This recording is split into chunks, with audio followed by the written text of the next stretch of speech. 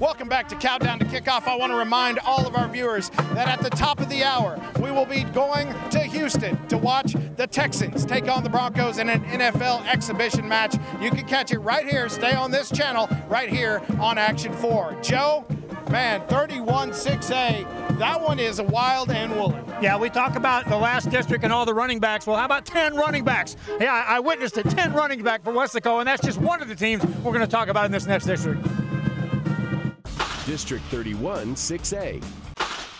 This year we have way more speed, and we're just real smart, and we know how to play. You know, we've got the swagger back. We haven't missed a beat, and that's exciting for a coach. And more importantly, the chemistry and the culture that we have in our locker room, you know, is that of a winning football team. The Jaguars feel good about their off-season, both in training and in personnel moves. After a year at tailback, Jesse Gonzalez returns to quarterback, while the quarterback of the defense, linebacker Darren Earhart, is another season stronger in the middle. Does it all add up to a happy ending for Economides? I think, you know, we're a good Cinderella candidate. You know, I think that glass slipper fits us really nice.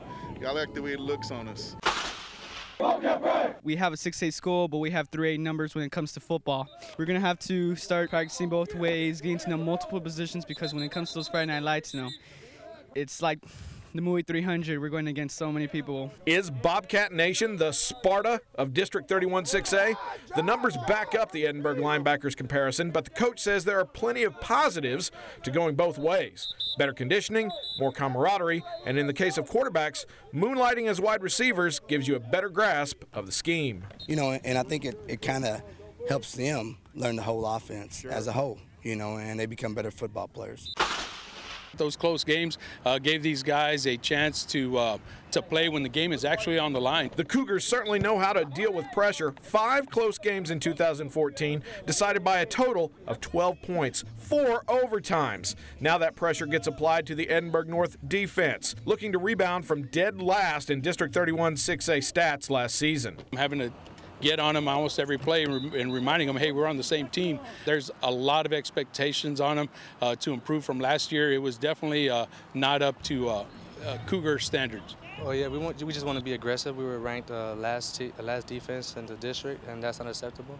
A lot of the stuff that they've brought in, I mean, it's what we needed, because we had the talent, we just didn't have the discipline, the people to stick with it. So with this new coaching staff, I mean, it's helping out tremendously. It's been an interesting year for the Wolverines. A talented team looking for a spark now has one in new coach Mike Uribe. And Uribe, in turn, has a ton of established skill players for his first year at the helm. That includes big man quarterback Michael Gonzalez. Their football IQ is high, all of them. The quarterback, having 3-year quarterback's not common down here, and it's the fact that we got another one. So, you know, having that talent, that IQ, and that commitment is all been very helpful for us as we transition.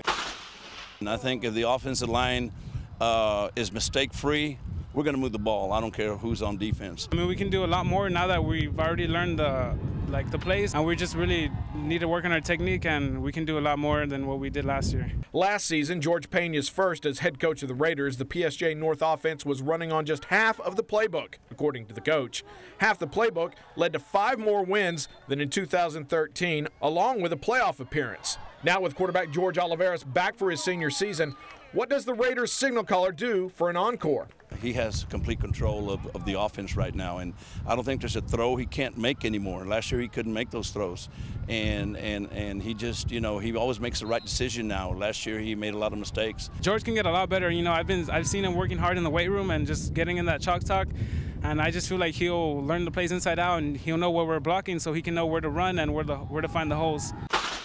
We got a faster defense, and these kids are very aggressive, and I think we're just going to fly to the football and see what happens. What usually happens is the Panthers make the playoffs. That's been the result 9 of the last 10 years, and it's all based on defense and rushing the ball. Stunningly, this year's Weslaco rushing attack could feature as many as 10 different backs to begin with. It gives us more diversity running the ball.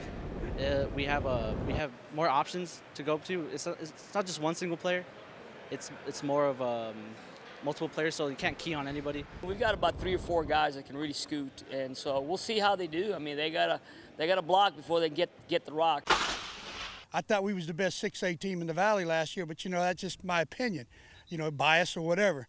But I can tell you right now that our kids know they got big shoes to fill, and they're out here working to fill those shoes. Sometimes numbers don't tell the whole story. For Weslaco East head coach Mike Burgett, the number he wants you to know is 8, as in 8 straight playoff appearances for the Wildcats, and 8 defensive players returning with at least 8 starts under their belt. And at least an 8% chance East will attempt a pass in 8 games this season. We've always been able to run, and I feel like we still be able to run. That's still going to be our bread and butter, you know. And if we have to throw the ball, we will. So now we have a good chance throwing the ball. A lot of people say we don't throw the ball. We've done what it takes to make our kids successful here at East, and we're going to continue to do that. District 31 6A. Energetic, eager, and anxious to get this season underway. We're less than a week away from the first games, by the way, my friends. And Clay, it's getting more and more exciting as we wrap up this show. It is. It's fantastic. We're not done talking about 31 6A, however. Who's going to win this district? All we talk about is running backs, but what about the quarterbacks in this district? We're going to talk about all of that with Greg Luca from the Monitor when we come back on Countdown to Kickoff 2015 live from Port Isabel's Tarpon Stadium. All right, we are back on Countdown to Kickoff, and we are talking District 31 6A, and joining us to do so, Greg Luca from the Monitor. Greg, we used to call this the meat grinder when there were a little more different teams in it, but it's still the 2 Weslacos, 3 of the Edinburghs, and 2 PSJAs. What are your thoughts overall about this league as a whole? Well, we saw last year, I think the 2 Weslaco teams were a cut above, but especially this year, I think we could see a lot of balance in this league. I think there's 5 teams who are all going to be about the same level and could really compete for the playoffs this year. One of the interesting things about this league is that they've got some really good quarterbacks, although they don't ask them to do a lot. I'm specifically talking about Mike Gonzalez at PSJ Memorial. What do you think Mike Uribe will do with that big guy who is so hard for defenses to take down? It's going to be really interesting to see. You got to love that size. It's not something you see in a quarterback every day, but for him, he's so hard to sack, and he actually can move a little bit too. I mean, he's a multi-sport athlete, an athletic kid, and can get it done through the air or on the ground for them. He definitely can get it done. Now, meanwhile, over on the other PSJA wavelength, at PSJ North, George Oliveras came on so strong last year for PSJ North in Jorge Pena's first year as the head coach there. He's back. Pena now has installed his entire playbook. What can PSJ North do? Yeah, they could definitely be dangerous. I mean, they have a lot of guys back on that side of the ball, and that system, I think even just in 1 year, those kids had learned it so well. They don't run a whole lot of different things, it seems like, but they just mastered it, and they know how to run those plays effectively. And year 2, it should only be even better for them. You know, Joe, another quarterback that nobody talks about because Weslaco doesn't use him that much is Desi Rodriguez over at Weslaco. But you know what? I watched him throw touchdown passes at least 2 different times last year to Brian Guerra, and both of those guys are back this year for the Panthers. Yeah, the thing he brings to the table is that when he does drop back, he's dangerous. And that's what you want from a quarterback, a guy that when he does deliver a pass, big things can happen. And yeah, he's got all those running backs, but he's legit. Yeah, he definitely is. Greg, let's talk about your picks for this district.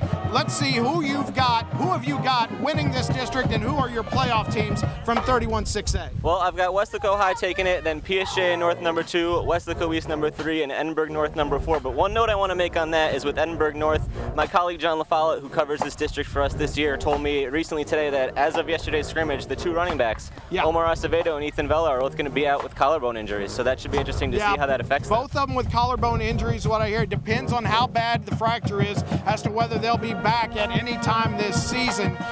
Joe, yours are up there as well. You've got Edinburgh North in 3rd. If both of their running backs are out, will that change the way you pick this district? I don't think so, because their defense is still going to be strong enough in that district to make them a contender. Well, the Cinderella there, and Coach, yes, you got me to believe in you as Economides. I put you in there, Coach. You said you were Cinderella. Now go to the ball. Now, all 3 of us have picked some combination of Weslaco, PSJ North, and Weslaco East to the top 3. Each of the 3 of us have got a different 4th team. I'm going with PSJ Memorial. I think Mike Uribe has got a great team over there, and he's got them believing that he's going to come out and get a win there. But you said you thought there were 5 in contention. Who is that 5th team that you've got up there? It is PSJ Memorial for me, too. I think you got some teams who don't have a lot of people back in the 2 Weslacos, and then the other 3 all have a lot of pieces to work with. So that's what's going to be interesting to me, is how that dynamic plays out.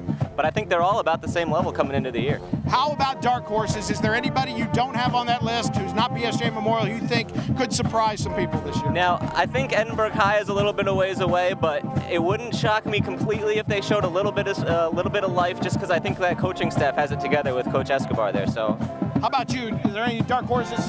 Well, like Memorial. I don't have Memorial on my list, so I have to add them. The quarterback doing those highlights, I mean, my gosh, you do not want to take him down if he gets in the secondary, so all the focus is on the defense, not letting him get in the secondary. All right, that's a fantastic league to cover. Thanks, Greg Luca, for covering it and joining us here today from the Monitor. We are coming right back on Countdown to Kickoff live from Port Isabel's Tarpon Stadium when we come back.